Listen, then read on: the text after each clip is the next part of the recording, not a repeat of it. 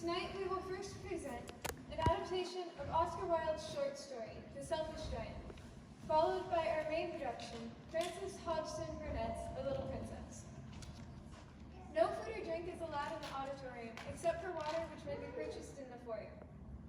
There will not be an intermission, so if you have to leave during the show for any reason, please try to do so in between scenes. Please also refrain from flash photography, as it is distracting to our actors. Thank you so much. We hope you enjoy.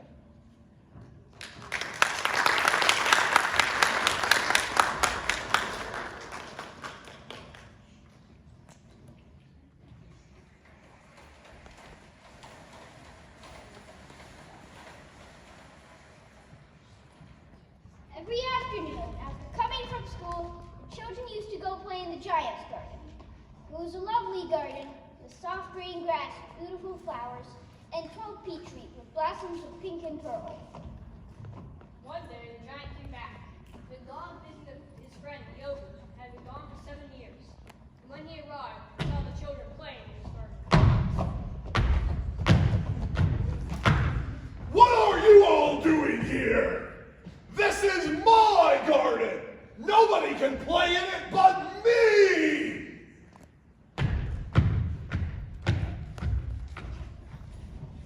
And she built a high wall around the garden.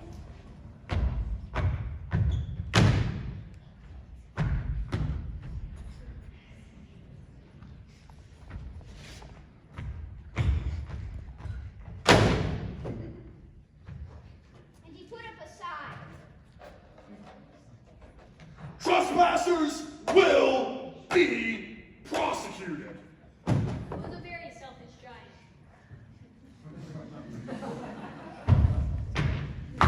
Then the poor children had nowhere to play. They used to wander around the high walls and talk about the beautiful garden inside. I wish we could play in the giant's garden. I'm so bored. Then the spring came, and all over the country there were little blossoms of little birds. Only in the gardens the selfish giant was still winter. But the birds did not care to sing in it because there were no children. The trees forgot to blossom, and the only people happy with it were the snow and the frost. Spring has forgotten the giant's garden, so we will live forever. The snow covered the grass with his great white cloak, and frost painted all the trees silver. And he invited the north wind and hail to stay with them, and they came.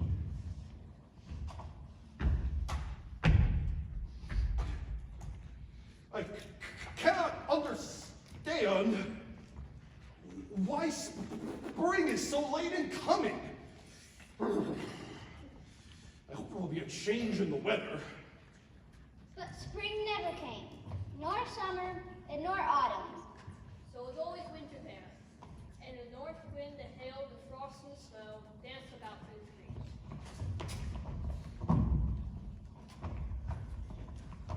One morning, the giant was lying awake in bed when he heard some lovely music.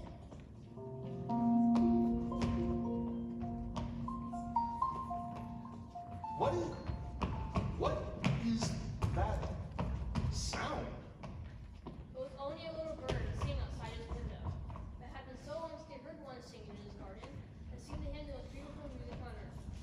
And in the north, the hailstones danced above his head, and the north wind ceased roaring. I believe spring has come at last! He jumped out of bed and looked out. And what did he see? He saw the most wonderful sight. Through a little hole in the wall, the children had crept in, and were sitting in the branches of the trees. The trees were so happy to have the children back that they covered themselves in blossoms. The birds were flying about, and the flowers looked up to the green grass laughing. It was a lovely scene. Only in one corner of the garden was still winter. It was the farthest corner of the garden, and in it was standing a little boy, wandering all around, crying bitterly. He could not reach the branches. The poor tree was still covered with the frost and the snow. The giant's heart melted as he looked out.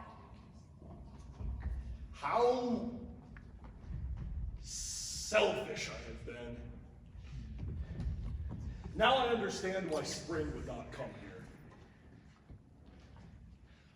I will put that poor little boy in the top of the tree, and then I will knock down the wall And my garden will be the children's playground forever. So they crept downstairs into the garden. When the children saw him, they were so frightened that they all ran away. Only the little child did not run, for his eyes were covered in tears, and he did not see the giant coming. So he took him gently into his hands and put him on the top of the tree. And immediately it broke into blossom, and the birds came to sing in it. The other children, seeing that the giant was no longer wicked, came running back and brought spring with them. It is your garden now, little children. And the giant took a great axe and knocked down the wall.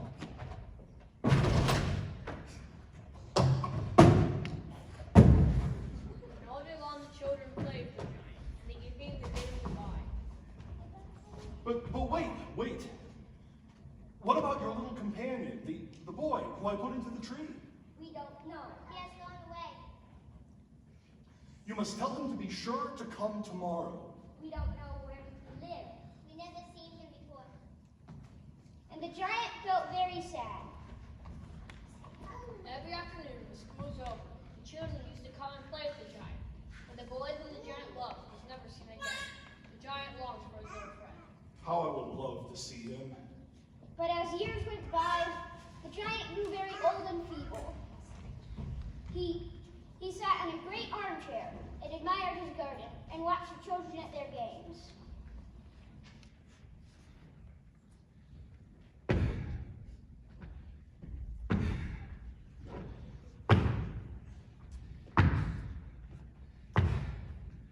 I have many beautiful flowers, but the children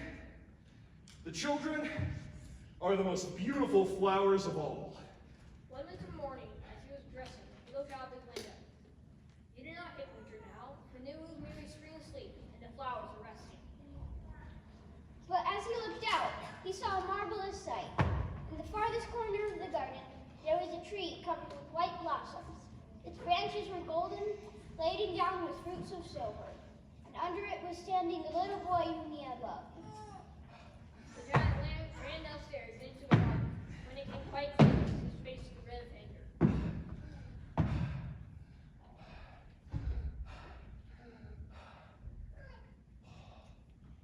Who hath dared to wound thee? For on the palms of the child's hands were 2 prints of nails, and on the child's feet there were also 2 prints of nails. Who hath dared to wound thee?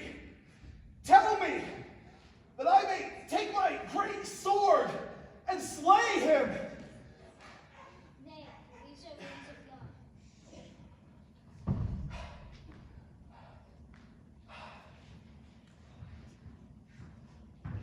Who art thou? He that which came once a year ago, they should come with me to my garden, which is paradise.